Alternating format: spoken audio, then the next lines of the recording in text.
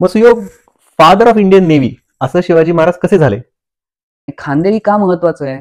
तर आता ह्या खांदेरीवरती जर शिवाजी महाराजांचा किल्ला असेल तर दक्षिणेकडे असलेला सिद्धी, कारण सिद्धी त्याचा जहाजांचे मेंटेनन्स करायला मुंबईत यायचा, तर तो जर असा ह्याच मार्गाने मुंबईत येणार असेल तर त्याच्या हालचालींवरती खांदेरी हे नियंत्रण ठेवू शकेल आणि त्याला तिथून जाऊ नये देऊ शकेल. आपल्या जंगलामध्ये सागवान आदी झाडं आहेत, त्या झाडाचं लाकूड हे नौका बांधण्यासाठी अतिशय उत्तम आहे. त्याच्याच बरोबर आंबा आणि फणस हे सुद्धा उत्तम आहे. पण या झाडांना हात लावू नये का? की शिवाजी महाराजांचं आरमार हे इतकं भिकार आहे की आपल्याकडचं एक गलबत, म्हणजे युरोप मधलं एक चांगलं गलबत आणलं तर शिवाजी महाराजांच्या 100 गलबतांचा धुव्वा स्वतःचं काहीही नुकसान न करून घेता करू शकेल. मिंचीन तोफा डागायला लागला ना की मराठे खडकाच्या मागे जाऊन लपायचे की तू किती उडव तुझे त्याचे, तू कधीतरी थांबशील कारण तुला लिमिट आहे ना, तुझा खर्च होतोय, तो घोळे काय फुकट येत नाही. तू थांबलास की आम्ही बांधकामाला परत सुरुवात करणार आमच्या. म्हणजे ज्या नौदलाला तुम्ही भिकार म्हणताय त्या तशाच बोटी आमच्या पण नौदलात हव्या असं केगविन स्वतः मान्य करतोय.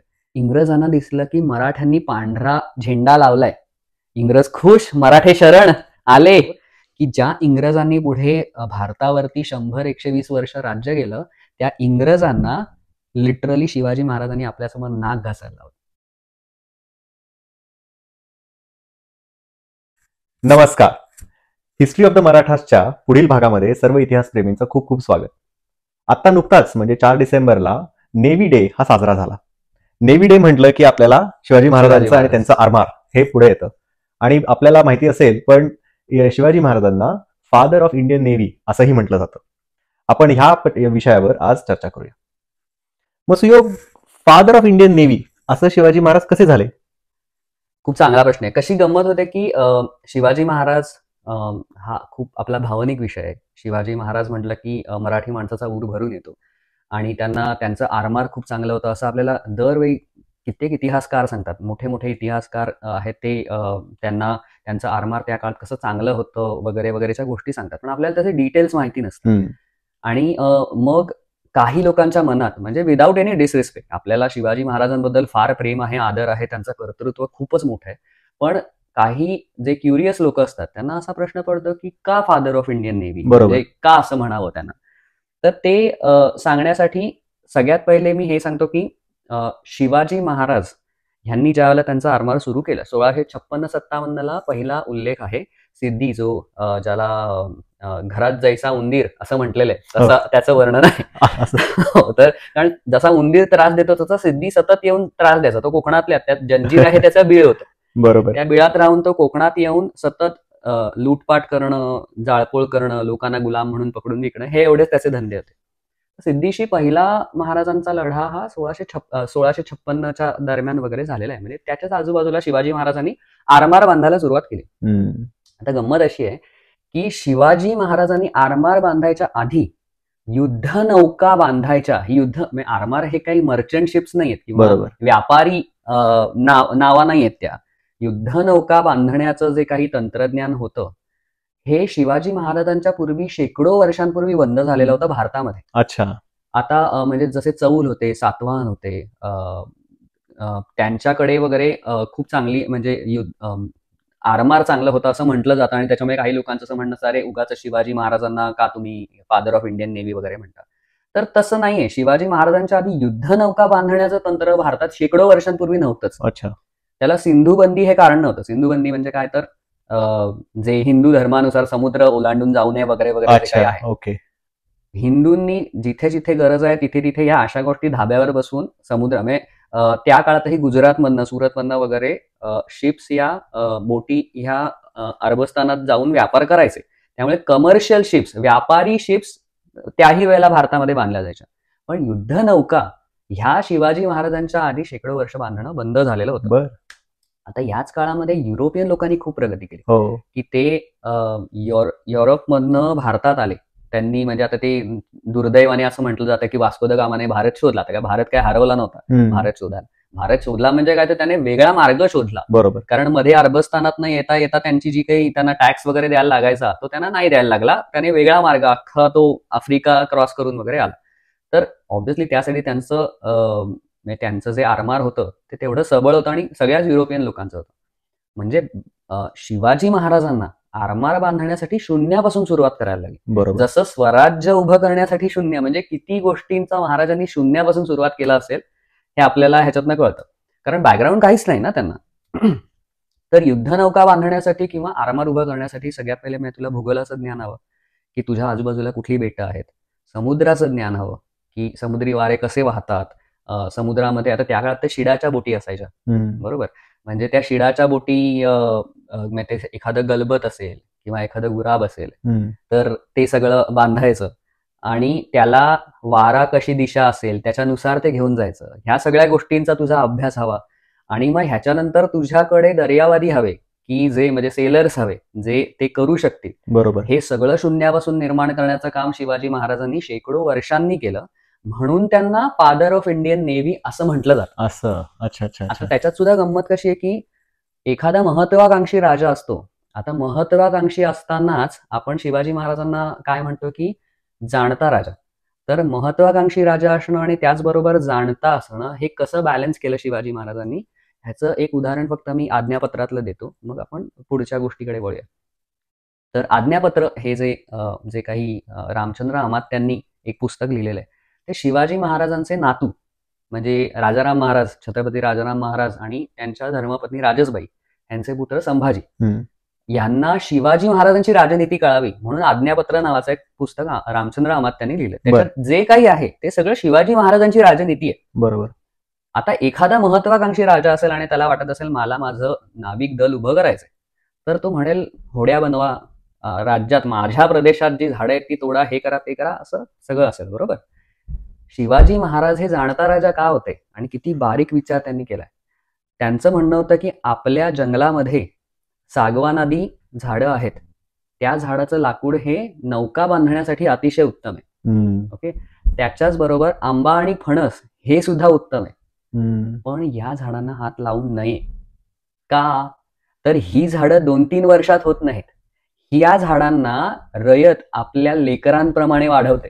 क्या बात आहे. म्हणजे किती बारीक भावनांचा विचार आहे. मी राजा आहे आणि जर एखादा माझ्या राज्यातला माणूस म्हणतो की अरे माझं आंब्याचं झाड तोडू नका हो, तर माझे सुभेदार वगैरे जाऊन सांगतील की अरे आपण म्हणजे आजकाल तेच ना की मोठ्या महत्वाकांक्षेसाठी जनतेच्या छोट्या छोट्या त्याग करा तुम्ही, असं लोक आजकाल म्हणतात. तोही त्याग महाराजांनी करायला नाही लावला. तुम्ही त्या झाडांना लेकरांसारखं वाढवता. इतका बारीक रयतेच्या भावनांचा विचार करणारा हा राजा होता. तर तशा ह्याने महाराजांनी त्यांचं आरमार बिल्ड केलं. म्हणजे मग त्यामुळे आपण शिवाजी महाराजांना फादर ऑफ इंडियन नेव्ही असं म्हणतो. मग आता जर पहिल्यांदाच भारतीय व्यक्ती स्वतःचं नौदल बांधतोय, बरोबर, तर युरोपियन लोकांनी तर त्यांच्या नौदल त्यांचे शिप्स ऑलरेडी होत्या, म्हणजे ते आपल्यापेक्षा सरस होते असं सामान्य व्यक्ती विचार करत असेल. अगदी बरोबर. कम्पेअर्ड टू युरोपियन नेव्ही महाराजांचं आरमार हे कसं होतं तुलनेने? अगदी बरोबर. हा दुसरा त्याला लागून येणारा प्रश्न आहे आणि हा पण क्युरियस प्रश्न आहे. म्हणजे ह्याला पण मी असं नाही म्हणणार की there is no disrespect to Maharaj. कारण युरोपियन लोकांनी जन्म जातो रे समुद्राचा अभ्यास करण्यासाठी. एक सायन्स शिकायचं की समुद्राचे वारे कसे वाहतात, एक जहाज कसं बांधायचं, लोकांनी जन्म घालवले. तर महाराजांनी त्यांच्या आयुष्यात त्यांचा आरंभार सुरू करून ते कुठपर्यंत नेलं, हा एक सर्वसामान्य प्रश्न कुठल्याही मराठी माणसाला पडू शकतो. आता ह्याचं उत्तर जर आपल्याला ऐतिहासिक दृष्ट्या द्यायचं असेल तर आपल्याकडे दोन म्हणजे मला असं वाटतं की दोन पद्धतीने ते आपल्याला देतात. एक आहे की काय समकालीन संदर्भ आहेत जे महाराजांच्या आरमाराचं वर्णन करतात. ठीक आहे, ते सुद्धा शत्रूकडचे असले तर अतिशय उत्तम, कारण शत्रूकडचे लोक हे जास्तीत जास्त प्रामाणिकपणे आणि प्रॉपर क्रिटिक्स टीका करण्यामध्ये ते हुशार असते. बरोबर. आणि दुसरं असतं की त्या काळामध्ये महाराजांनी कुठली नौका युद्ध केली, आरमाराची वॉरफेअर्स काय झाली, नेव्ही वॉरफेअर्स किती केली, त्याचा आउटकम काय आलं, ह्या दोन गोष्टीतनं आपण ठरवू शकतो. बरोबर. तर सगळ्यात पहिले आपण ऐकूया की शिवाजी महाराजांच्या आरमाराबद्दल समकालीन संदर्भ काय आहेत शत्रूकडचे. शत्रूकडचं सगळ्यात पहिलं जे आपल्याला उल्लेख दिसतो तो 1664चा इंग्रजांनी केलेला उल्लेख दिसतो. आता 1664ला शिवाजी महाराजांनी सुरतेची लूट केली.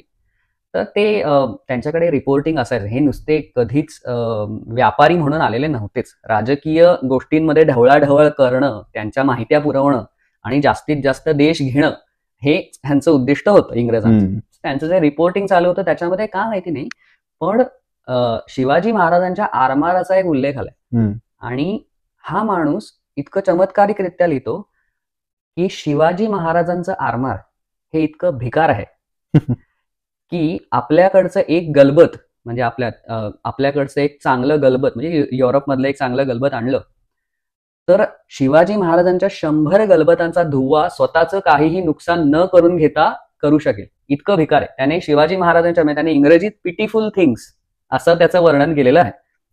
ह्याच्यानंतर 10 वर्षांनी 1674ला परत एकदा उल्लेख आहे. त्याच्यामध्ये तर दुसरा इंग्रज असं म्हणतो की ह्यांचं आरमार तर एवढं स्ट्रॉंग नाहीच आहे, ते क्षुद्र नौकांनी बनलेलं आहे आणि ह्यांच्याकडचे लोक सुद्धा वेल ट्रेन्ड नाहीयेत, त्यांना अनुभव नाहीये, अशा पद्धतीचं वर्णन केलेलं आहे. आता आपल्या मनात विचार आहे की समकालीन लोक असा उल्लेख करतायत, मग नक्की काय फादर ऑफ इंडियन नेव्ही आपण म्हणतोय एका ठिकाणी आणि महाराजांचं आरमार मग चांगलं होतं का नव्हतं असा प्रश्न पडू शकतो सर, फक्त एक बाजू नाण्याची पाहिली तर. आता नाण्याची दुसरी बाजू बघूया की जी आहे युद्ध कुठली झाली. आता एक बसरूरचं युद्ध झालं होतं, त्याच्यावरती कधीतरी आपण वेगळा व्हिडिओ बनवू. खांदेरीचं युद्ध मला आज विशेष करून सांगायचंय आणि त्याच्यामध्ये शिवाजी महाराजांच्या आरमाराने काय केलं हे आपल्याला जर कळलं तर हा गुंता सगळा सुटेल की समकालीन पत्र ही जास्त सत्य होती, त्यांचं अनालिसिस जास्त बरोबर सत्य होतं का शिवाजी महाराजांनी जे काही युद्ध केलं आणि त्याच्यात काय आउटकम आलं ते आउटकम आपण हळूहळू आता बघूया. बरोबर, आय थिंक तू म्हणतो तसं योग्य आहे की एका युद्धाचं आउटकम विल डिसाईड की कुणाचं नौदल जास्त चांगलं आहे. एक्झॅक्टली. आता तू म्हणलं तसं खांदेरीच्या युद्धाकडे आपण वळूया. येस. स्वतः हे युद्ध काय आहे खांदेरीचं, खांदेरी कुठे आहे? हा येस. तर खांदेरी युद्धाची पार्श्वभूमी सांगण्यापूर्वी मला एखाद 1.5 मिनिटं बोलायचंय महाराजांच्या ह्या सगळ्या समुद्राच्या भौगोलिक अभ्यासाबद्दल सुद्धा, की त्याच्यामुळे खांदेरी का महत्वाचं, खांदेरी कुठे ह्याच्याकडे तर आपण येऊयाच. त्याच्या आधी मी तुला इथे प्रत्यक्ष मॅपवरती सांगतो आणि आपण व्ह्युअर्सना ऍक्च्युली मॅपवरती दाखवूया की त्यांना कशा प्रकारे म्हणजे त्या मॅपवरनं त्यांना महाराजांचं जे भौगोलिक ज्ञान होतं ते कसं होतं ते कळून येईल. आता आपल्याला मॅपवरती इथे सिंधुदुर्ग किल्ला दिसतोय, बरोबर. आता सिंधुदुर्ग किल्ला हा महाराजांनी बांधला, तर तुला दिसेल की सिंधुदुर्गच्या पुढे गोवा आहे. म्हणजे पोर्तुगीजांवरती लक्ष ठेवण्यासाठी आणि त्यांच्या समुद्रातल्या हालचालींवर लक्ष ठेवण्यासाठी महाराजांनी विशेष करून सिंधुदुर्ग बांधला. तसंच सिंधुदुर्गच्या उत्तरेला जंजिरा पण आहे, म्हणजे जो सिद्धीचा किल्ला आहे. म्हणजे सिंधुदुर्गच्या ह्याने दोन्हीवरती लक्ष ठेवताय. ओके. तेच महाराजांनी, आता दुसरा मॅप आपल्याला दिसतोय, त्या मॅपमध्ये आपल्याला दिसतंय की पद्मदुर्ग महाराजांनी, पुन्हा हा पद्मदुर्गही महाराजांनीच बांधलेला आहे. त्या पद्मदुर्गाचं काम काय होतं तर जंजिऱ्यावरती लक्ष ठेवणं. म्हणजे ह्यातनं आपल्याला कळतं की शिवाजी महाराजांना हे भौगोलिक ज्ञान सुद्धा होतं की आपण किल्ले कसे बांधायला हवेत की ज्याने आपल्या कुठल्या शत्रूंवर, महाराजांच्या आजूबाजूला त्यांचे शत्रूच होते सगळे, गोवेकर पोर्तुगीज असतील किंवा जंजिराचा उंदीर असेल, हे सगळे असेच होते की जे महाराजांचे शत्रू होते. मग त्यांच्यावर लक्ष कसं ठेवायचं, आणि ते ऑलरेडी त्यांच्याकडे आरमार होतं, मग त्यांच्या आरमारावर लक्ष ठेवण्यासाठी महाराजांनी हे अशा प्रकारचे किल्ले बांधले. आता आपण ह्याच्या पुढचा जो मॅप आहे ना तो खांदेरीवरती येऊया आणि खांदेरीवरती आपल्याला म्हणजे खांदेरी महाराजांना महत्वाचं का होतं ते समजून घेऊया. ह्या 2 शत्रूंचं तर महाराजांनी त्यांच्यावरती कंट्रोल आणला. आता तिसरा शत्रू आहे इंग्रज, आणि इंग्रज म्हणजे आपल्याला दिसतं की ते मुंबईमध्ये होते. चार्ल्स दुसरा जो होता त्याला 1661ला त्याच्या लग्नामध्ये पोर्तुगीज लोकांनी हे मुंबईचं बेट होतं ते त्याच्या लग्नाचं गिफ्ट म्हणून दिलं होतं. बरोबर. हे म्हणजे हलवायच्या घरावर तुळशीपत्र, देश भलत्याचाच आणि लोक भलतेच भलत्याला गिफ्ट करतायत लग्नाचं. सो आता हे मुंबईचं बेट तर इथे दिसतंय आपल्याला आणि खांदेरी इथे दिसतंय आणि ह्याच्या पुढे हे उंदेरी आहे. ह्याला हेनरी आणि केंड्री अशी त्यांनी नावं दिलेली होती. तर तुला दिसतंय मुंबईपासून हे बरंच लांब आहे. पण ते इंग्रज आहेत ना, त्यांचं म्हणणं होतं की मुंबई दिलं त्यावेळेला हे पण आम्हालाच दिलंय, हे पण आमचंच आहे. ठीक आहे.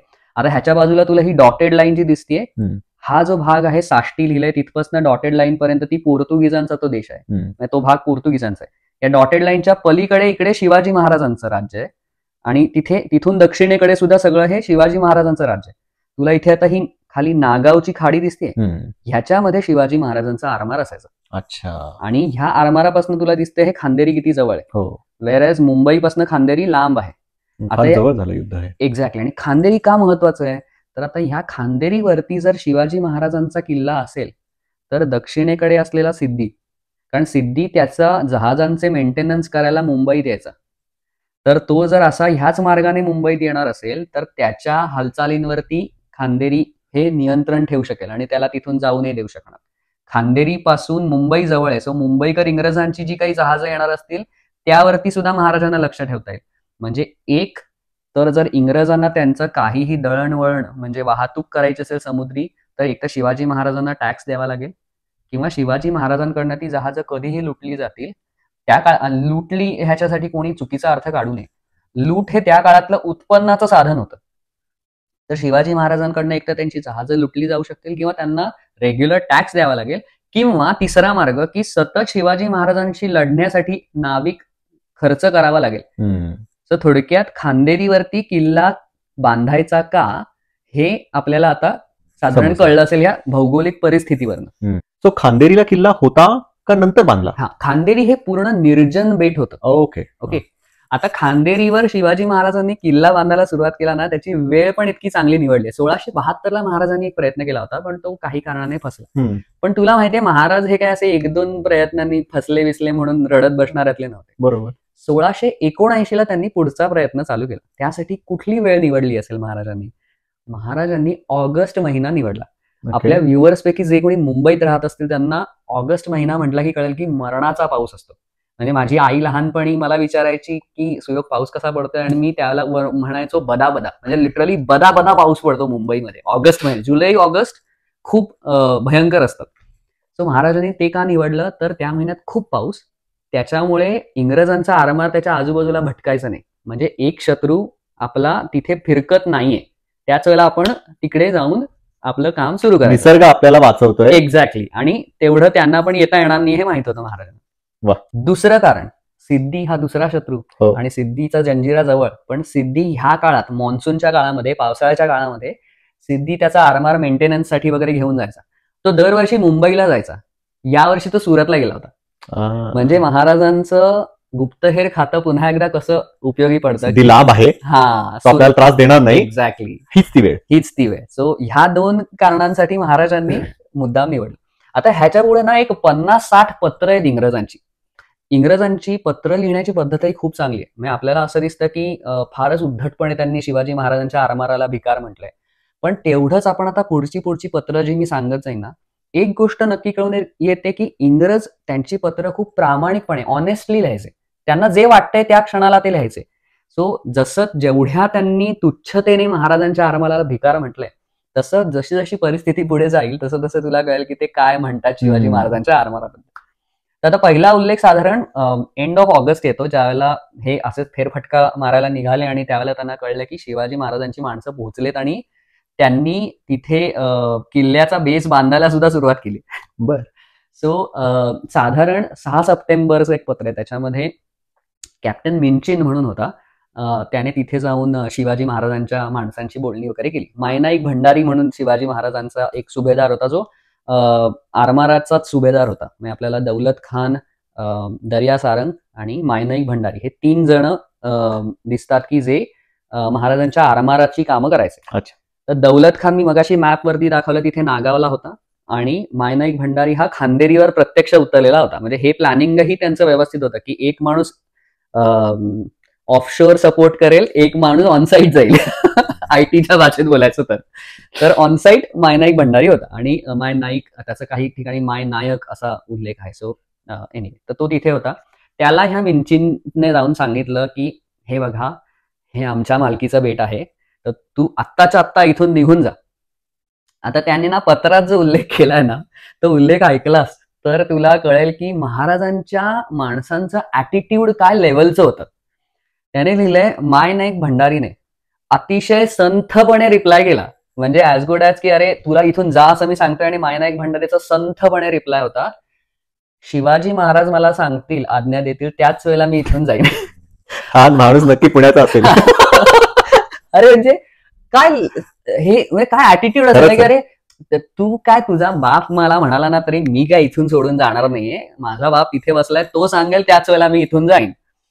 आणि आतापर्यंत हे पण 1679ची गोष्ट करतो, म्हणजे महाराजांच्या मृत्यूच्या 3-4 महिने आधी झालेलं हे युद्ध आहे. तर 3-4 महिने आधी संपलं ते. 79 मध्ये सुरू झालं. तर त्या काळापर्यंत शिवाजी महाराज हे एक सामर्थ्यवान राजा होते एवढं इंग्रजांना कळलेलं होतं. ते भले त्यांच्या नौदलाला काही म्हणत असू देत, पण त्यांना कळलं होतं की हा समर्थ राजा आहे. ते इतक्या समर्थ राजाच्या हातात हे बेट गेलं नाही पाहिजे. आणि का नाही गेलं पाहिजे आपण मगाशी जॉग्राफिकली बघितलं. इंग्रज काही मूर्ख नव्हते. तर इंग्रजांनी मिंचिनला सांगितलं की सामोपचाराने घ्या, कारण पंगे घेऊन चालणार नाही. आपल्याला धंदा पण करायचा आहे. आपल्याला काय फक्त युद्धात नाही घेऊन, कारण युद्धाला खर्च लागतो, बरोबर ना. आता इथे आपण 3-4 लोक बघितली पाहिजेत कोण कोण हे युद्धामध्ये सामील झाली. एक जसं आपलं ऑनसाईट आणि ऑफशोर झालं की मायनाईक भंडारी ऑनसाईट आणि दौलत खान ऑफशोर, तसं मुंबई काउन्सिलकडनं सुरुवातीला कॅप्टन मिंचिन त्यांचं आरमार जे ऑनसाईट आणि ऑन वॉरफील्ड किंवा त्या जागेवरती होतं. मुंबई काउन्सिल होतं जे त्यांना आज्ञा देत होतं ऍडमिनिस्ट्रेशनची कामं करणारं. आणि या मुंबई काउन्सिलचे बॉस सुरत काउन्सिल. अच्छा. सो ती अशी हायरार्की होती की मुंबई काउन्सिलला पण मोठ्या मोठ्या निर्णयांसाठी सुरतच्या बॉसेसची ही लागायची. सो अशा पद्धतीने ही सगळी चेन होती. याच्याशिवाय पोर्तुगीज सिद्धी हे पण हळूहळू येतील आणि हळूच शिवाजी महाराजांचं पायदळ सुद्धा येईल. ते कसं येईल ते बघूया. तर हे साधारण सप्टेंबरमध्ये असं झालं की त्यांना काही केल्या हे सगळं थांबवता येईना. त्यात जसं म्हटलं तसं नेचरही निसर्गही शिवाजी महाराजांच्या बाजूने होता. 14, 15 आणि 16 सप्टेंबरला 30 तास सलग पाऊस पडत होता. ह्याच्यामध्ये इंग्रजांच्या आरमाराला हालचाली करता आल्या नाहीत, पण मायनाईक भंडारी 150 माणसं घेऊन आणि 4 तोफा घेऊन ऑलरेडी पोहोचलेला होता. म्हणजे माणसाचा स्वॅगही आहे आणि तो कामही आहे. सो त्याने तिथे बांधणी त्याची चालूच होती.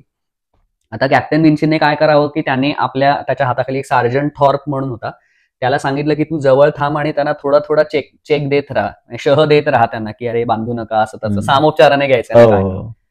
थॉर्पचं काय, तो पत्रात लिहिल्याप्रमाणे दारूच्या नशेत त्याने खांदेरी बेटावर उतरण्याचा प्रयत्न केला आणि तिथे त्याची मराठ्यांची बाचाबाची झाली, गोळीबार झाला आणि थॉर्प मेला. वर 2-3 माणसं मेली. ठीक आहे. पहिल्या युद्धात इंग्रज सपशेल हरले. मिंचिन म्हणाला की मी लांबनच हे सगळं बघतोय, कारण अजून एक शिवाजी महाराजांचं जे हत्यार होतं ते होतं अफवा. शिवाजी महाराज खूप चांगल्या प्रकारे अफवा पसरवू शकायचे. तर दौलत खानाचं नागावमध्ये हे तर होतच, सतत अफवा येत होत्या की दौलत खानाचा आरमार आत्ता येणार आहे, मग येणार आहे. आणि कॅप्टन मिंचिन हा हुशार होता, तो काही ढ नव्हता. तो म्हणाला की जर मी खांदेरीच्या जवळ गेलो आणि त्यांच्यावर तोफा डागायला सुरुवात केली अजून जवळ जाऊन आणि मागणं शिवाजी महाराजांचा आरमार आला तर मी अडकलो, मी काहीच नाही करू शकत. आणि त्यांनी मराठ्यांचा, आता मी सगळ्यांचाच उल्लेख मराठे म्हणून करणार आहे, इथे तो काही जातीवाचक उल्लेख नाही. त्याच्यात कोळी होते, भंडारी होते, आगरी होते, बरेच लोक होते. मला जातींमध्ये शिरायचं नाही. जे भगव्याखाली आणि शिवाजी महाराजांसाठी लढले ते सगळे मराठे. मराठे किती स्मार्ट होते, तर त्यांना हा प्रॉब्लेम कळला होता की पाणी उथळे, त्यामुळे मिंचिनला जवळ येता येणार नाही आणि मिंचिनला ह्याची पण भीती आहे की मागणं शिवाजी महाराजांचा आरमार येऊ शकतं. मिंचिन तोफा डागायला लागला ना की मराठे खडकाच्या मागे जाऊन लपायचे की तू किती उडव, तुझे तू कधीतरी थांबशील, कारण तुला लिमिट आहे ना, तुझा खर्च होतोय, तो गोळे काय फुकट येत नाही. तू थांबलास की आम्ही बांधकामाला परत सुरुवात करणार आमच्या. कारण त्याने लिहिलंय की ते रात्रंदिवस, हे पत्रात लिहिलंय, माझी वाक्य नाहीत, मराठे रात्रंदिवस त्यांचं बांधकाम चालू आहे. आता मुंबई काउन्सिलला वाटलं मिंचिनकडनं काही काम होत नाही. त्यांनी केगविनला पाठवलं, एक दुसरा कॅप्टन केगविन. का तर त्यांच्या पत्रात लिहिलेले केगविनला इंग्लंडमध्ये नेव्हल वॉरफेअरचा म्हणजे नाविक युद्धाचा एक्सपिरियन्स आहे. म्हणजे आता पहिला माणूस हरला, आता त्याच्यापेक्षा सरस माणूस, अनुभव आहे एकदम असा जरा पाठवूया. म्हणजे ते पुन्हा आयटीच्या भाषेमध्ये की बाबा 1500 रुपये पर डेच्या ऐवजी आता 2000 रुपये पर डेचा थोडा सिनियर रिसोर्स पाठवला. आपण सगळं आयटीशीच करतो. सर केगविन आला. ओके, केगविन बरोबर त्यांनी एकूण 8 होड्या दिल्या. मग अशी मी म्हटले त्याप्रमाणे त्याला एक फ्रिगेट दिली, ज्याचं नाव होतं रिव्हेंज नावाची फ्रिगेट होती त्याच्याकडे. त्याच्यानंतर त्याच्याकडे 3 गुराब दिलेले होते, 2 शिबाड दिलेली होती आणि साधारण 2 मचवा दिलेले होते. साधारण एक 8 होड्या त्याच्याबरोबर दिलेल्या होत्या. ह्या सगळ्याला आपण काय रॉयल ब्रिटिश नेव्ही म्हणायचं का? म्हणू शकतो आपण, कारण हा सगळा त्याचाच भाग आहे. फक्त त्याला रॉयल ब्रिटिश इंडियन नेव्ही म्हणू शकतो की त्यावेळेला तो इंडियाचा भाग असल्यामुळे. आता विराज, तुला आणि व्ह्युअर्सना एक प्रश्न आहे. तुला एक टास्क दिलंय की त्या बेटावरती फार हल्ला, युद्ध करायचं नाहीये डायरेक्ट, तुम्ही तोफा डाकताय, ठीक आहे, ते कन्स्ट्रक्शन पाडायला, युद्ध करून तुला रक्तपात करायचा नाहीये, पण तरी तुला त्यांना शरण आणायचंय. तर हा व्हिडिओ पॉज करून तुम्ही विचार करा, विराज पण विचार करेल की काय तुझी स्ट्रॅटेजी असेल की ज्यामुळे त्या बेटावरची माणसं ही शरण येते? एक साधारण 5-10 सेकंद विचार कर आणि सांग की तू काय स्ट्रॅटेजी करशील. पण अशा वेळी जर मला रक्तपात करायचा नाहीये आणि मला जिंकायचं पण आहे, तर मी त्याला सराउंड करेल, बॉर्डर करेल आणि लॉकडाऊन करून टाकेल तिथे. हा, आणि तू काय एक इम्पॉर्टंट फॅक्टर बघशील की ज्याच्यामुळे ते तुला सरेंडर करते, कारण तुला कळलंय की तुला त्यांची उतरता येत जी नाही. सामग्री आहे, अन्न असेल, दारुगोळा असेल, तो आणून द्यायचा नाही. त्यांची Perfect. रसद पूर्ण बंद करून टाकायची. So this is very logical की एक तू तर नेव्ही बॅकग्राऊंडचा पण नाहीयेस, पण हो. तुला माहितीये की त्यांचं पाणी सगळ्यात महत्वाचं, कारण एक वेळ अन्नाशिवाय माणूस 10-11 दिवस जगू शकतो, पण पाण्याशिवाय नाही. आणि गोड्या पाण्याचे जर साठे नसतील तर समुद्राचं पाणी तू पिऊ पिऊ नाही शकत शकत. नाही. आणि त्यावेळेला समुद्राच्या वॉटर प्युरिफिकेशन वगैरे तर लांबचीच गोष्ट आहे. सेम लॉजिक इंग्रजांनी वापरलेलं होतं. त्यांचं म्हणणं होतं तुला 8 बोटी दिल्यात आणि तुझ्याकडे 200 सैनिक दिलेले आहेत, बापरे, हा मोठा आलेला आहे, तर तू आता असं काही कर की ज्याच्यामुळे त्यांचा अन्नसाठा आणि पाणी संपेल आणि शरण त्याच्यातनं येतील ते. ते शरण येते. आता सप्टेंबर महिना पूर्ण संपून हा ऑक्टोबर महिन्यामध्ये केगविन साहेब आलेले होते, आणि केगविन साहेबांवरती माहिती ते सप्टेंबरमध्ये थॉर्प मेला वगैरे आणि ते युद्ध हारले, तरी इंग्रजांचा ओव्हर कॉन्फिडन्स काही गेलेला नव्हता. मुंबई काउन्सिलने केगविनला जे काही पत्र लिहिलंय त्यात ते म्हणतात की त्यांची 1-2 होड्या वगैरे पळाल्या हे आम्हाला कळलं. तुमच्या हातात जर त्यांचं एखाद दुसरं गलबत पडलं ना, तुम्हाला कळलं की किती क्षुद्र लोकांशी, किती हीन दर्जाच्या लोकांशी आपलं युद्ध आहे हे तुम्हाला कळून चुकेल. आणि ओव्हरऑल केगविन इंग्लंडमधनं आलेला एवढा, सो त्यांना फुल कॉन्फिडन्स होता. केगविनने युद्ध संपवलं. आता केगविन ज्या वेळेला हे सगळं त्याने नौकाबंदी चालू केली त्याच्यानंतर ना, ऑक्टोबर मधली सगळी पत्र वाचली ना की कळेल की 22 ऑक्टोबरला 7 नौका शिवाजी महाराजांच्या गेल्या. आम्ही कष्ट केले पण पकडता आल्या नाहीत. 25 बरोबर 3 दिवसांनी आज 12 गलबत खांदेरीला पोहोचली, पाठलाग करूनही पकडता आली नाहीत. 28 परत 3 दिवसांनी 16 गलबत खांदेरीला पोहोचली. आम्ही खूप प्रयत्न करतोय, पण ना ते हळूहळू इंग्रज आता कौतुक करतात की ते वल्हवण्यामध्ये इतके हुशार आहेत की आम्हाला त्यांना पकडताच येत नाही.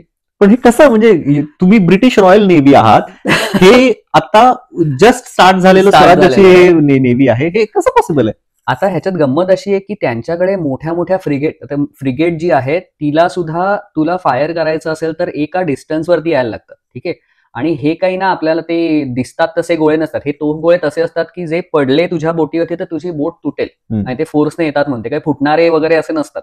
दगड पडायला. एक्झॅक्टली. आता शिवाजी महाराज काय करत होते की त्यांच्या होड्या पाठवत होते, छोट्या होड्या. त्या छोट्या होड्या त्यांना वल्हवांनी चालवायच्यात.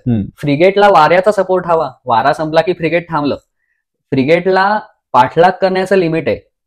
त्याच्याकडे गुराब दिले, गुराब सुद्धा वल्हवता येत नाही, म्हणजे गुराबला सुद्धा लिमिट आहे कुठपर्यंत जाऊ शकतं ते. यांच्या बोटी मोठ्या पण स्टॅटिक आहेत, येस, त्याला रेंज आहे फक्त. पण वेळेस शिवाजी महाराजांच्या बोटी अजाईल आहेत. एक्झॅक्टली. सो त्याच्यामुळे ते इतके पटापट जात होते की त्यांना पाठलाग करेपर्यंत शिवाजी महाराजांच्या बोटी पोहोचायच्या. क्या बात आहे. म्हणजे जी काही नौका बंदी करायची होती की जाऊ द्यायचं नव्हतं ते होतच नव्हतं. वर हळूहळू ह्यांना आता असं दिसायला लागलं की अरे काय चाललंय, की हे बघावं तेव्हा जातातच आहेत, आणि हळूहळू आता इंग्रजच कौतुक करतात की यांच्या बोटी इतक्या चपळ आहेत की पाठलाग करूनही आम्हाला मिळत नाही. त्यात एक सार्जंट जाईल्स म्हणून होता, त्याला थोडंसं अजून खांदेरीच्या जवळ जायचं काम दिलं. तो बिचारा गेला तर त्याच्या 5 होड्या पकडल्या मराठ्यांनी आणि त्यांच्या डोलकाठ्या काढून घेतल्या म्हणजे हालूच नाही शकत. ह्याच्यानंतर एक डव नावाची गुराब अजून एक मराठ्यांनी पकडली यांची, इंग्रजांची. आणि काय गंमत करावी तर त्या डव नावाची जी गुराब होती त्याच्यावरच्या तोफांनी आता मराठे बेटावरनं तोफगोळे टाकायला लागले. म्हणजे त्यांचं सगळं सामान घेऊन त्यांच्यावर टाकायचं. सो केगविनच्या डोक्याला आता खूप त्रास व्हायला लागला की एक तर मला बोटी थांबवता येत नाहीत, दुसरं म्हणजे आमच्या बोटी पकडल्या जात आहेत, ती माणसं आता 3 माणसं मेली. त्याही काळात इंग्रजांना त्यांच्या माणसांच्या जीवाची फार काळजी असायची. आमची माणसं मारलेत, आमची माणसं पकडलेत, ह्याचं त्यांना खूप दुःख होतं. आणि त्यांना ते होतं की अरे आता ह्याच्यासाठी काहीतरी करायला हवं, पण काही करता येत नाहीये. त्याच्यासाठी त्यांचे सगळे म्हणजे जेवढे म्हणून त्यांना काही गोष्टी करता येतील ते सगळे करण्याचा प्रयत्न करत होते. आता ह्याच्यामध्ये 1-2दा असंही झालं की त्यांनी छोट्या बोटी पाठवून मराठ्यांचा पाठलाग करण्याचा प्रयत्न केला, पण त्या एकतर हातात आल्या नाहीत, आणि एक बोट होती त्याच्यावरती एका मराठ्याला त्यांनी मारलं, आणि त्याला मारल्या मारल्या रानातनं मराठे बाहेर आले, बघितल्यानंतर त्यांची पळापळ झाली इंग्रजांची आणि ते तिथून पळून गेले. पण म्हणजे असं नव्हतं की प्रत्येक वेळेला त्यांना पराभवच बघायला लागत होता. एक दोन वेळेला त्यांनाही यश आलं, त्यांनीही मराठ्यांच्या होड्या पाडल्याच. अखेर 1 नोव्हेंबरचं एक ऐतिहासिक पत्र आहे की शिवाजी महाराजांच्या आरमाराला भिकार म्हणणारे इंग्रज, कॅप्टन केगविन त्याच्या पत्रामध्ये लिहितो, आणि ही ओळ अगदी सगळ्यांनी मनात भरून ठेवावी अशी ती ओळ आहे की कॅप्टन केगविन म्हणतो की शिवाजी महाराजांच्या या सरपट्या होड्या, सरपट्या म्हणजे छोट्या, सरपटणाऱ्या सारख्या म्हणून त्याने त्याला सरपट्या होड्या असं म्हटलंय, या सरपट्या होड्या आम्हाला आश्चर्यकारक रीतीने चकवतात. अशा बोटी आपल्याही नौदलात हव्या. वा. म्हणजे ज्या नौदलाला तुम्ही भिकार म्हणताय त्या तशाच बोटी आमच्या पण नौदलात हव्या असं केगविन स्वतः मान्य करतोय. सो एक म्हणजे शिवाजी महाराजांनी कमी रिसोर्सेसमध्ये, आमच्याकडे फ्रिगेट्स नाही आहेत, छोट्या होड्या आहेत, पण त्या कमी रिसोर्सेसमध्ये काय अचीव्ह करता येतं. प्रत्येक वेळेला महाराजांनी हेच केलेलं आहे. 60 मावळ्यांनिशी तुम्ही पन्हाळा घेतला फर्जंदांनी, तिथे म्हणजे तुला कळलंच असेल की optimum utilization of available resources. Again आयटी चिटर. येस, म्हणजे मॅनेजमेंटचे फंडे महाराजांनी त्या काळात किती सुंदररित्या वापरलेत की त्यात होड्या छोट्या आहेत पण त्या अशा चकवतायत आणि ते असे घेऊन जात आहेत की त्या कोणाच्या हातात सापडत नाहीत. म्हणजे इथे मराठ्यांचा जो होड्या चालवण्याचा जो म्हणजे त्यांची जी कॅपॅसिटी आहे, त्यांचं स्किल आहे, त्याचं दाद दिली पाहिजे. आणि त्या होड्या पण एक्झॅक्टली. आता हे होण्याच्या आधी एक गोष्ट सांगायची राहिली, ती म्हणजे 18 ऑक्टोबरला, थोडं मागे जातो मी आणि मग आपण पुढे जाऊया, कारण हे मी 1 नोव्हेंबरचं पत्र सांगितलं. ह्याच्या बरोबर 12-13 दिवस आधी 18 ऑक्टोबरला फायनली दौलत खानाचं आरमार आलं आणि पहिल्यांदा शिवाजी महाराजांचा आरमार आणि ब्रिटिशांचा आरमार हे एकमेकांच्या समोर आलं. क्या बात आहे. पत्रातला प्रामाणिक उल्लेख इंग्रजांचा, आमची पळापळ झाली, काही लोक चौलकडे पळून गेले आणि शिवाजी महाराजांच्या लोकांनी आमच्या 5 बोटी पकडून नेल्या. सो पुन्हा एकदा तुम्ही समोरच्या आरमाराला भिकार म्हणताय, ते तुमच्या 5 बोटी पकडून घेऊन गेले. केगविनने मात्र शूरपणे त्याच्या फ्रिगेटवरनं, तो ह्याच्या रिव्हेंजवरती होता, त्याने त्याच्यावरनं खूप शौर्याने युद्ध केलं. त्याने मराठ्यांना परत जायला भाग पाडलं. सो हे युद्ध खूप अटीतटीचं झालं. पण आउटकम काय आलं ह्या युद्धाचं की 5 बोट्या इंग्रजांच्या पकडल्या गेला, मराठ्यांना माघार घ्यायला लागली, पण त्यांचं नुकसान असं खूप झालं नाही. ओके, सो एक हेही रियालिटी चेक येतो की समोरासमोरच्या युद्धात सुद्धा काय झालं फायनली. आणि हा एक समुद्रातला गनिमी कावा दिसून येतो की जसं मराठे हे जमिनीवरती करायचे ना, की ते अचानक यायचे कुठून तरी 200 लोक, हल्ला करायचे, शत्रू सरसावला की हे पळून जायचे. लोकांना वाटायचं घाबरले. गुरिला वॉरफेअरची ही पद्धत त्यांनी जी जमिनीवर होती तीच त्यांनी इथे पण केली. ज्याला त्यांना कळलं की अरे फ्रिगेट आली, पळायचं आता इथून. आणि हे पुन्हा एकदा केगविनने त्याच्या एका पत्रात सुद्धा लिहिले, आणि ही खूप गोष्ट महत्वाची आहे. त्यांनी ज्या 2-4 गोष्टी मराठ्यांबद्दल लिहून ठेवल्यात ना, त्या लक्षात ठेवण्यासारख्या आणि आपल्याला त्याच्यावरती विचार करण्यासारख्या आहेत की त्या काळातले मराठ्यांना महाराजांनी कसं ट्रेन केलं असेल.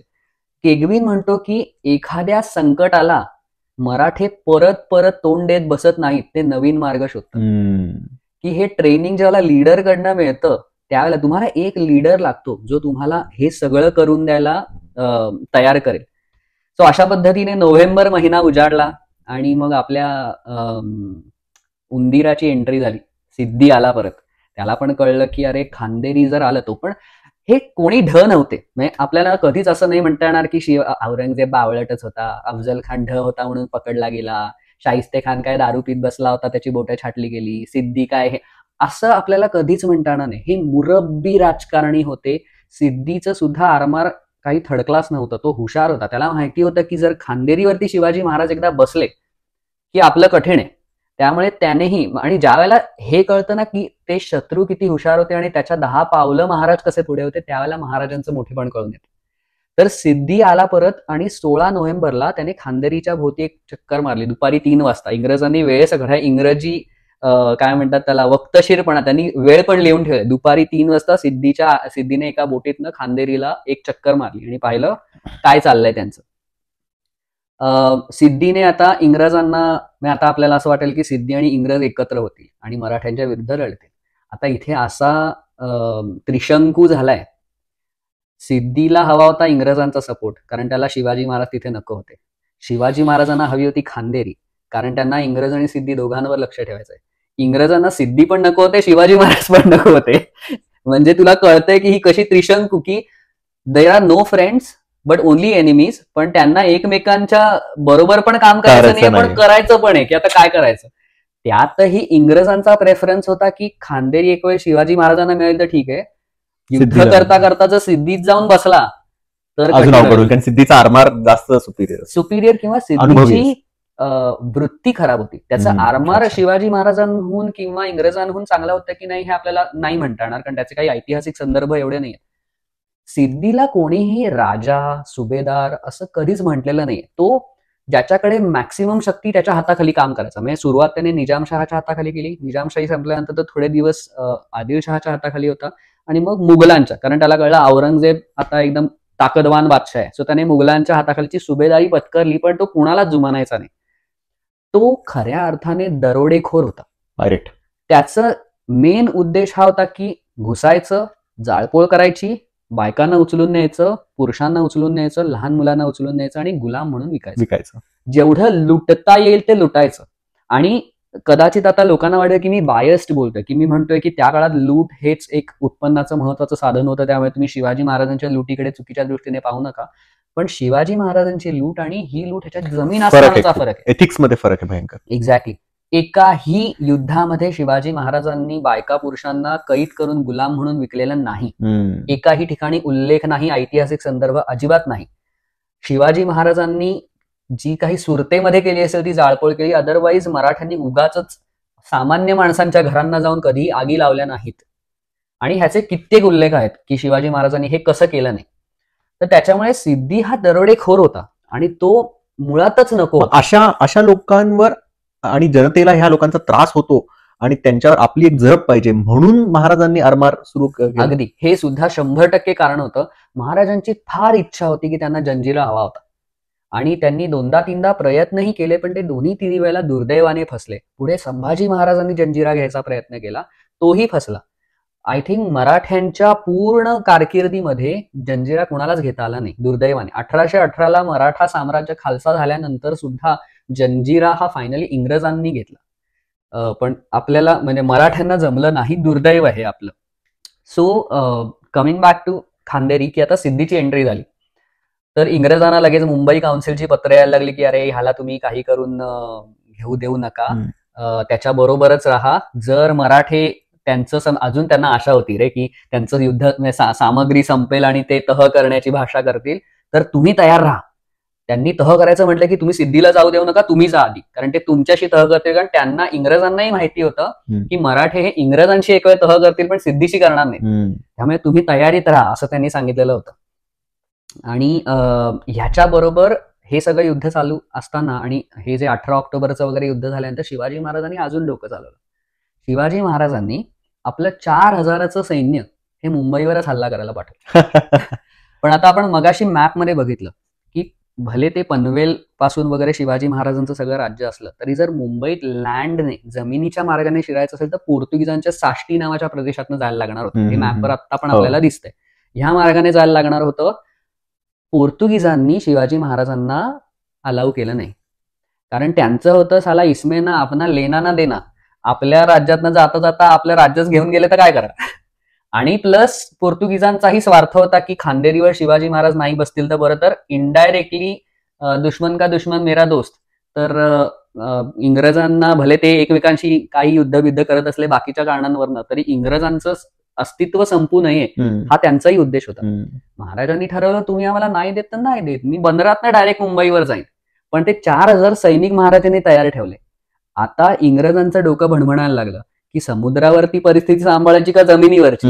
सुरत अजूनही डोक्यात होतं त्यांच्या. सुरतेची हालत काय झाली होती, एकदा का मुंबईत 4000 सैनिक शिरले की मुंबईची सुरत व्हायला वेळ लागणार नाही. बरोबर. म्हणजे इकडे मुंबई काउन्सिलचं ब्लड प्रेशर वाढायला लागलं. ते म्हणायला लागले की तिथे, कारण त्यांचं सगळं आरमार खांदेरीत अडकलेलं, तिकडे, आणि तू बघितलंस खांदेरी किती लांब आहे, बऱ्यापैकी लांब होतं. तर तिथून त्यांना परत यायला वेळ लागणार. मग काय करायचं, आणि त्यांना थोडंसं हायसं वाटलं की चला पोर्तुगीज तरी येऊ देत नाही. पण हे होतच की जर समुद्र मार्गाने मुंबईमध्ये उतरले तर काय करायचं. त्याच्यामुळे ते आता गॅसवर आले की अरे आता काय करायचं आपण, ते एक प्रेशर त्यांच्यावरती बिल्ड व्हायला लागलं. आता सिद्धी आणि मराठ्यांमध्ये थोड्याशा धामधुमी व्हायच्या. इंग्रजांच्या म्हणण्यानुसार ते उगाच एकमेकांवरती तोफगोळे चालवतात, कशाचा काहीच उपयोग होत नाहीये, इंग्रज स्वतःही काही करत नव्हते. अशात एक खूप मस्त गंमत झाली. आय थिंक 27 नोव्हेंबर का कधीतरीची एक गंमत आहे. आता नोव्हेंबर महिना पण जवळजवळ संपत आला. ह्यांना इंग्रजांना त्यांच्या मायबाप लोकांनी सांगितलं होतं की तुम्ही तयार राहा, तह वगैरे करणार असतील तर. इंग्रजांना दिसलं की मराठ्यांनी पांढरा झेंडा लावलाय. इंग्रज खुश, मराठे शरण आले. लगेच आपल्या बोटीतनं त्यांनी माणसांना पाठवलं आणि फुल मोठेपणा की तुम्ही जर आम्हाला शरण आलात तर आम्ही तुम्हाला अतिशय रिस्पेक्टने वागवू, तहाची बोलणी. आम्ही तुम्हाला काहीही होऊ देणार नाही, दयेची बोलणी वगैरे सगळी चालू केली. आणि मला ना असं इमॅजिन होतं की मराठ्यांचा चेहरा कसा झाला असेल, की म्हणजे हे काय बोलताय तुम्ही. मराठ्यांनी म्हटलं की काय दया, कसलं शरणांगती काय. तर ते म्हणाले अरे हे पांढरा झेंडा लावलाय ना तुम्ही, ते तुम्ही शरणांगती वगैरे घेताय. पुन्हा एकदा मराठ्यांचा ऍटिट्यूड, इथे खायची प्यायची मारामार आहे आणि पाणी वगैरे संपत आले आहे, कारण बाकी व्यवस्थित त्यांनी नाकाबंदी वगैरे केलेली आहे. मराठ्यांनी काय उत्तर द्यावं. तुम्ही इकडे 12 महिने राहिलात ना तरी आम्ही हे बेट तुमच्या हवाली करणार नाही. आता इंग्रज कन्फ्यूज. ते म्हणे मग हे पांढरा झेंडा का लावलाय तुम्ही, पांढरा झेंडा म्हणजे तुम्ही आमच्या हवाली करताय. मराठी ते काही शांततेचं किंवा आम्ही सरेंडर करतो नाही, आमचे किनाऱ्यावरचे लोक आहेत ना त्यांच्यासाठी हा आमचा संकेत आहे, काहीतरी ते आमचा संकेत आहे. आणि ही लिटरली ही गंमत आहे. म्हणजे असं आपल्याला ते इमॅजिन करून कळेल की इंग्रजांना किती कन्फ्युज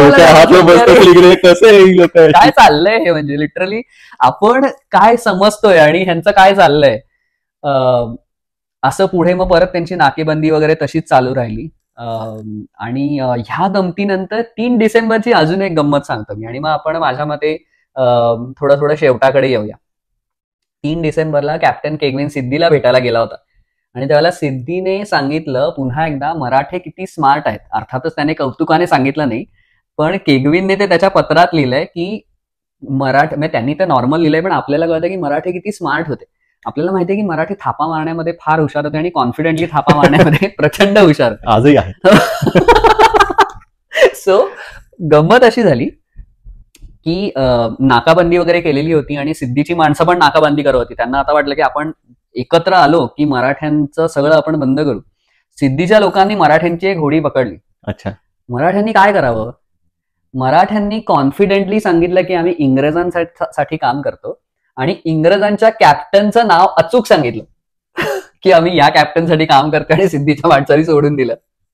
सो म्हणजे ही अजून एक गंमत आहे की त्याला स्ट्रीट स्मार्टनेस की तुम्हाला ते प्रसंग तुम्हाला मिळवून घेता आला पाहिजे. म्हणजे असे साधे भोळे. I think history of Marathas म्हणून नंतर इंग्रजाने जी सगळ्यात पहिली मराठ्यांची बखर लिहिली त्याच्यात कुठेतरी त्यांनी उल्लेख केलाय की मराठ्यांचा मावळा हा दिसायला अगदी येडा गबाळा आहे, तशीच ही माणसं दिसायला साधी भोळी वगैरे पण इतकी स्ट्रीट स्मार्ट की त्यांनी इतकं अचूक नाव सांगितलं की सिद्धीची माणसं फसली आणि त्यांनी जाऊ दिलं की जा, आणि हे आपले गेले. अक्षरशः ह्याच्या पुढे कॅप्टन केगविनच्या पत्रामध्ये आपल्याला कळून येईल. म्हणजे मी सुरुवातीला तुला म्हटलं तसं मायनाईक भंडारीने सुरुवात केली, त्याला मी तुला म्हटलं 150 माणसं आणि 4 तोफा होते. नोव्हेंबर किंवा डिसेंबर मधलं हे पत्र आहे, त्याच्यामध्ये तुला कळून येईल की सप्लाय किती स्मार्टली केलाय मराठ्यांनी. 560 शिपाई, 100 तोफगोळे, तोफांचे नंबर्स लिहिले नाहीत पण तोफा बऱ्याच होत्या कारण त्या इंग्रजांच्याही घेतलेल्या होत्या. 300 तलवारबाज आणि 200 बरकंदाज म्हणजे बंदुका चालवणारे, इतके लोक बेटावरती होते. म्हणजे सप्लाय किती व्यवस्थित चालू होता. तुम्ही नाकाबंदी करा नाही तर काही करा, आमची माणसं तिथे पोहोचतात. सो अशा रीतीने तिथपर्यंत माणसं पोहोचली. डिसेंबरचा महिना जो होता हा पण असाच गेला. It was kind of a stalemate. आता सुरतला जसं पुन्हा आपण आयटीच्या भाषेत म्हणायचं की जास्त रिसोर्सेस ऑनसाईट पाठवले की लोकांना टेन्शन यायला लागतं की अरे बजेट नाही आपलं एवढं आणि एवढ्या लोक ऑनसाईट पाठवले. तसं सुरतला आता टेन्शन यायला लागलं. सुरत म्हणाला की यार खर्च वाढतोय, प्लस तुम्ही जे युद्ध करताय, कारण मुंबईचं निराशेची पत्र यायला लागली, जे कॉन्फिडेंट होते ना आधी केगविन बद्दल की तुम्ही म्हणजे काय वा, त्यांची पत्र यायला लागली की तुमची पत्र निराशाजनकच येत आहेत, तुमच्याकडनं काही चांगली उत्तरं येत नाहीत आणि नौकाही तुम्हाला थांबवता येत नाहीत वगैरे वगैरे पत्र आली. खर्च वाढतोय. आता त्यांना टेन्शन यायला लागलं की हे युद्ध आपण हारलो तर एक तर हारल्यानंतर शिवाजी महाराज तहच करणार नाहीत, कारण ते चिडलेले असतील. तुम्ही जोरात हल्ला केला तरी तह करणार नाहीत. मग आता करायचं काय?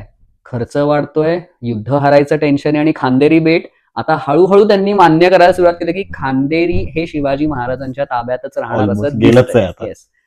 तो सुरतने तर मध्ये एक पत्र, टिपिकल मॅनेजमेंट ना आपल्याला आता जे दिसतंय ते तेव्हाही होतं. सुरतने 2 मोठ्या फ्रिगेट्स पाठवल्या आणि मुंबईवर डिसिजन ढकलून दिला, आम्ही 2 फ्रिगेट पाठवतोय तुम्हाला, युद्धाचं काय होतंय तर तुम्ही बघा, पण काळजी घ्या, मुंबईत जर बेटावरती शिवाजी महाराजांनी हल्ला केला तर त्याची पण तयारी ठेवा. म्हणजे तुमचं तुम्ही काय ते करा, आम्ही आमची मदत केलेली आहे बाबा, आमचे 2 रिसोर्सेस पाठवले आम्ही, तुम्ही प्रोजेक्ट मॅनेज करा, असं होतं. तर हे सगळं पाहता सिच्युएशन अशी आली फायनली की इंग्रजांनी ठरवलं की आता आपण सन्मानपूर्वक तह करता येतोय का बघूया, कारण सिद्धीचं येऊन सुद्धा काही उपयोग नाही, सिद्धीच्या हातात जाऊन काही उपयोग नाही. आणि आता त्यांनी जवळजवळ मान्य केलं की खांदेरी गेला आपल्या हातात. सो आता ते जर राहणारच आहे त्यांच्या हातात, तर आपण असं करूया की सन्मानपूर्वक तह करूया आणि आपली जुनी काही मागणी बघूया. कारण राजापूरची वखार महाराजांनी लुटली होती, तुला आठवत असेल, ज्यावेळेला पन्हाळ्यावरती युनियन जॅक फडकावून रेव्हिंग्टनने लागल्या होत्या, त्याच्यावरती चिडून महाराज हे सगळं प्रकरण ज्यावेळेला संपलं, पन्हाळाचं आणि बाकी सगळं, त्याच्या शाहिस्तेखानाचं प्रकरण वगैरे संपलं, त्यानंतर महाराजांनी कोकणात जाऊन राजापूरची वखार खणून काढली होती अक्षरशः, म्हणजे जे मिळेल ते सगळं लुटलं होतं.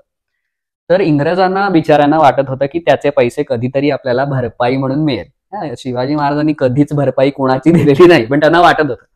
सो तहात सुद्धा इंग्रज भले ते आता हरायला आलेत तर त्यांना सन्मानपूर्वक तह हवा होता. सो त्यांनी स्वतःचा स्वार्थ कसा साधता येईल असे सगळे तहाची कलमं दिली. ती तहाची कलमं पण आपण सगळे सांगूया. पहिलं म्हणजे तुमच्याकडनं आम्हाला जेवढं देणं बाकी आहे ते तुम्ही आम्हाला लगेच द्यावं, ठीक आहे.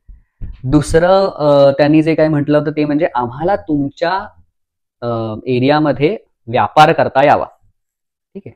तिसरं त्यांचं म्हणणं होतं की जर खांदेरीच्या बेटावरती कधी वादळामध्ये अडकून जहाज आपटलं तर ते तुम्ही जप्त करू नये, ते आम्हाला पुन्हा एकदा परत द्यावं. पूर्वी मध्ययुगीन काळामध्ये काय होतं की ज्या राजाच्या प्रदेशामध्ये वादळामुळे जाऊन जहाज आपटेल ते जहाज राजाचं, असा पूर्वी नियम होता.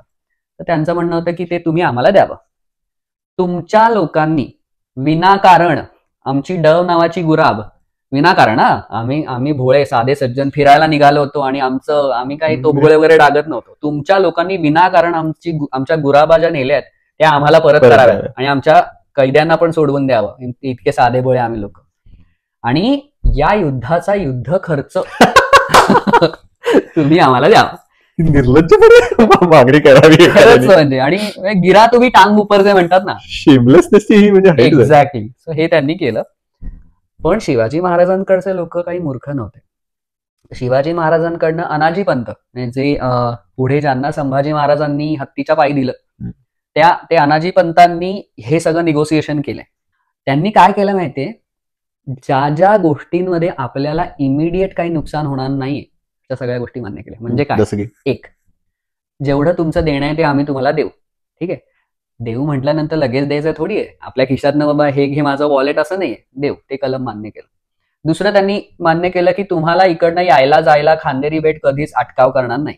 हे म्हणण्यात आपल्या बापाचं काय जातंय, ज्या वेळेला गरज आहे त्यावेळेला आपण करूच शकतो, आणि हे केलेलं आहे शिवाजी महाराजांनी. तर त्यांनी ते केलं. पण हे नाही मान्य केलं की जर वादळामुळे येऊन कुठलं जहाज अडकलं तर ते आम्ही परत देऊ, हे लिहिलेलं नाहीये कुठेही. सो ते जर आलं तर ते आमचंच, ठीक आहे. युद्ध खर्च आमचा द्या, ह्याच्याकडे इग्नोर, उल्लेखच नाही काही त्याचा. आमच्या लोकांनाही तुम्ही आमच्या इकडे व्यापार करू शकता, कारण हे बघ, फॉरेन ट्रेड तुला हवाच आहे, हा फॉरेन ट्रेड आहे. आता त्यावेळेला काही भारत पूर्ण देश असाच्या असा नव्हता की देश म्हणून होता, राईट. शिवाजी महाराजांच्या स्वराज्यासाठी इंग्रज हा फॉरेन ट्रेड आहे, तुला फॉरेन ट्रेड यायलाच हवाय. सो इंग्रजांना त्यांनी म्हटलं तुम्ही करा ना, आमच्या मुलखात जेवढा व्यापार करायचा आहे तेवढा करा, आमचेही लोक तुमच्या इकडे व्यापार करू शकतात, ठीक आहे. म्हणजे हे ट्रेडिंग चालू करणं हे त्यांनी त्याच्यामध्ये करून घेतलं. याच्याशिवाय शिवाजी महाराजांनी अजून कुठलीही कलम मान्य केली नाही. युद्ध खर्चही देणार नाही आणि तुमच्या जर नावा अडकल्या तर तेही देणार नाही. ह्याच्याशिवाय इंग्रजांनी म्हटलं होतं की हे तुम्हाला आणि तुमच्या पुढे जे वंशज असतील त्यांनाही हा तह लागू होईल वगैरे वगैरे. ते सगळं शिवाजी ठीक आहे, हरकत नाही, आम्ही ओके. पण अशा रीतीने ओव्हरऑल आपल्याला दिसून येतं की ह्या पूर्ण खांदेरीच्या युद्धामध्ये जे काही हे झालं, जानेवारीला साधारण हा तह फायनल झाला, जानेवारी एंड पर्यंत. सप्टेंबरला जे हे युद्ध सुरू झालं ते जानेवारी पर्यंत. ह्याच्यात डिसेंबरला 2 पत्र आहेत ज्यात हा तह करायच्या आधी इंग्रज स्वतःहून, पुन्हा एकदा त्यांची ऑनेस्टी, ते स्वतःहून मान्य करतायत. एका गुप्तहेराने येऊन दिलेली बातमी होती की खांदेरीवरती ओंजळीने पाणी भरून घ्यायला लागतंय, इतकं पाणी कमी आहे, ओंजळीने ते घागरी भरून पाणी पितायत. अशा कठीण सिच्युएशन मध्ये खांदेरी टिकाव धरून आहे आश्चर्यकारकरित्या. हा उल्लेख 2 पत्रांमध्ये मराठे. जो काटकपणा, परसिस्टन्स जो आहे तो मराठ्यांनी दाखवला. स्ट्रीट स्मार्टनेस आपण बघितला की किती हुशारीने त्या गोष्टी केल्या, चिकाटी. त्याच्यानंतर एका संकटावर, ते इंग्रजांनीच डिफाईन केलं की एका संकटावर ते अडकून राहत नाहीत, ते अजून मार्ग शोधत राहतात. दुसरा मार्ग, हा मार्ग नाही तो मार्ग, तो मार्ग नाही तो मार्ग. अच्छा, तुझ्याकडे फ्रिगेट आहे, मी पळून जातो. पळण्यात शरम नाही कधीच वाटली मराठ्यांना, पण तुझं नुकसान करून पळून जाईन मी. आणि हे त्यांनी प्रत्येक वेळेला केलंय. आणि हा परसिस्टन्स जो अर्थातच हे लीडरकडनं आलेले गुण असतात. बरोबर.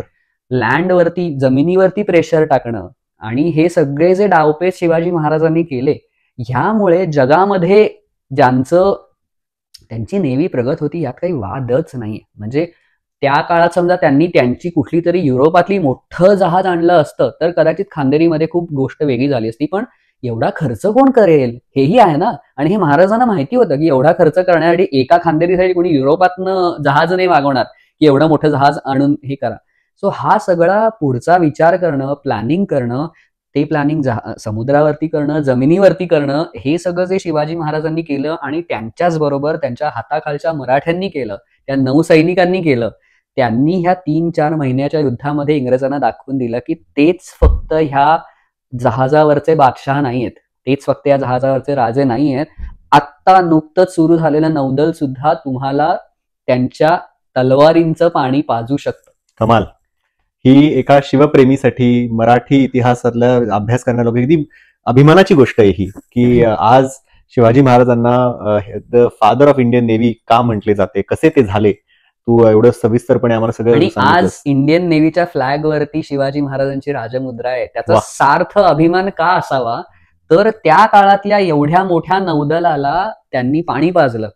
त्या छोट्या छोट्या होड्या असतील, उद्या तुम्ही काहीही एकदा हरल्यानंतर लोक काही डिबेट करतात, अरे तुमच्या होड्या छोट्या होत्या, आमच्याकडे पैसे नव्हते, आमच्याकडे मोठ्या, कारण काही असू देत, आउटकम काय आला तर शिवाजी महाराजांना खांदेरी सुद्धा मिळालं आणि इंग्रजांना तह करावा लागला, त्यांना नाक घासावं लागलं शिवाजी महाराजांसमोर, की ज्या इंग्रजांनी पुढे भारतावरती 100-120 वर्ष राज्य केलं, त्या इंग्रजांना लिटरली शिवाजी महाराजांनी आपल्यासमोर नाक घासायला लावलं. वा, मस्त, खूप छान.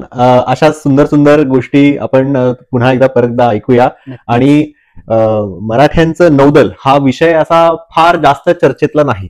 खूप कमी लोकांना या पर्टिक्युलर विषयाचं ज्ञान आहे आणि तू आम्हाला हे सगळं सांगतोयस. मला तर खूप मजा आली हे सगळं ऐकायला. आणि अजून अशाच गोष्टी आपण ऐकूया. नक्कीच. ऐकल्याबद्दल धन्यवाद.